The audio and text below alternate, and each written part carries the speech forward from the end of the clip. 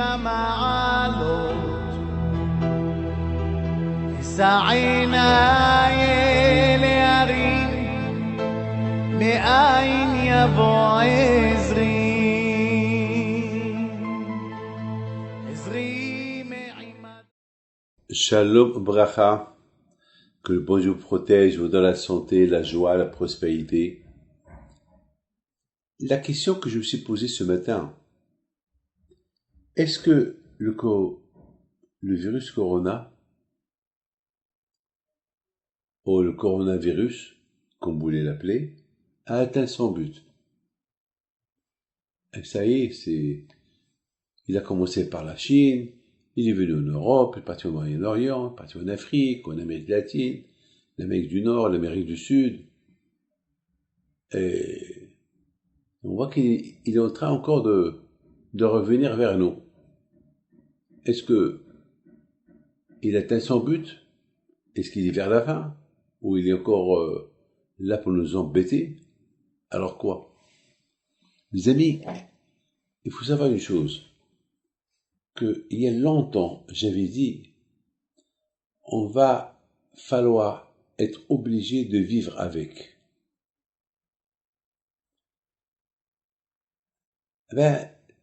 Quelque part, c'est ce qu'on appelle la propreté. Ce coronavirus, il nous apprend à être propre. À être propre physiquement, moralement. Il y a beaucoup de gens qui ne se lavaient jamais les mains lorsqu'ils rentraient aux toilettes. Alors là, ils sont habitués à se laver les mains avec du savon. Il y avait beaucoup de gens qui faisaient que parler. Bon, maintenant, avec les masques à la maison ou dehors, on apprend à ne pas trop parler, du mal. Donc, il y avait beaucoup des fois des gens qui ne faisaient pas attention à leur enfant. Ils savaient même pas ce qui se passe dans la vie de leur enfant. Ces 3 mois qu'ils ont vécu avec leur enfant, ils ont compris c'est quoi les enfants. Il y a beaucoup de gens qui n'ont pas apprécié leur femme pendant des années et des années, ou c'est la femme qui n'a pas apprécié son mari. Bon, avec ce coronavirus, ils ont appris à se connaître. C'est quelque part, d'un mal est sorti un bien. Il y a beaucoup de gens qui ne sentaient pas la prière. Avec ce coronavirus, ils ont commencé à prier à la maison, ils ont commencé à kiffer la maison, la prière, même à la maison, en attendant qu'ils vont à la synagogue. Des gens qui ne portaient pas de filines, aujourd'hui ils les portent. Trop de bêtises de dépenser de l'argent dans les mariages, et des millions et des millions. Aujourd'hui, ils ont appris que, en voyant des petits mariages de 10, 15, 20 personnes, des mariages normaux, corrects, comme avant. Je me rappelle à Essaouira, presque chaque 2 jours, je venais à la maison, je mangeais pas. Ma mère me dit, pourquoi tu manges pas? Parce que j'étais à un mariage. Parce qu'au Mélah, il y avait toujours des mariages à la maison. Donc je rentrais, et comme il y avait dans le mariage 10 personnes, 15 personnes, il y avait la famille, c'est tout ce qu'il y avait. C'était le mariage comme ça. Je me rappelle la bar mitzvah de mon frère Rabbi Haïm, je me rappelle, hein. Qu'est-ce qu'il y avait?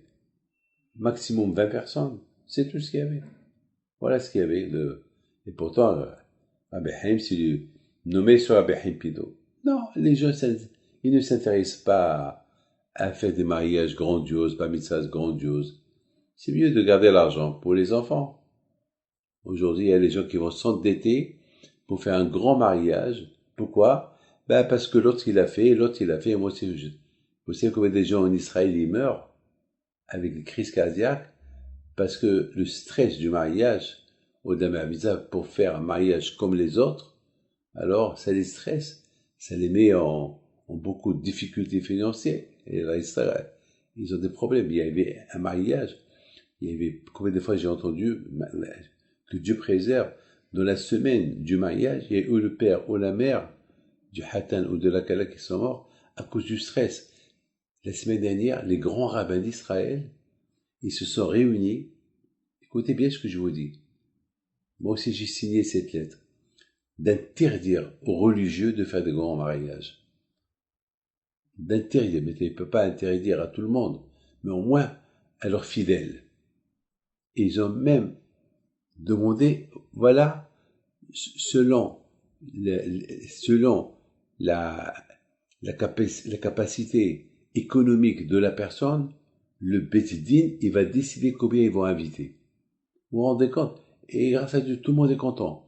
Les religieux, ils sont super contents, parce que là, au moins, ouf, ça leur a enlevé un fardeau de leur tête. Mais hein, c'est de la folie. Donc, ce coronavirus, quand même, il atteint un but. Le but, au moins, un but psychologique, un but, apprendre à vivre.